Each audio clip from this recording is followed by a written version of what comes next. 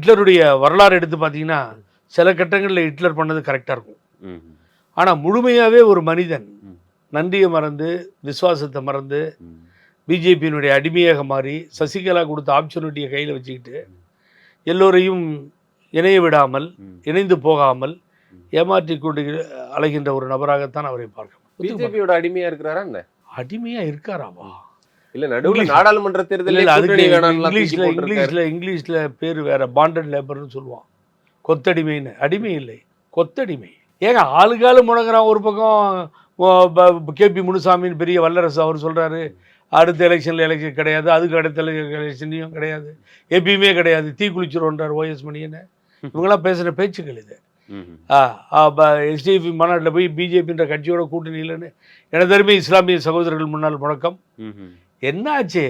ஆவோ பைட்டோ இது phyto already confirmed alliance அப்படின்னு சொல்கிறப்போ அமித்ஷா கம்முன்னு வாயை போத்தி ஒரு வாரத்தை பேசலையா?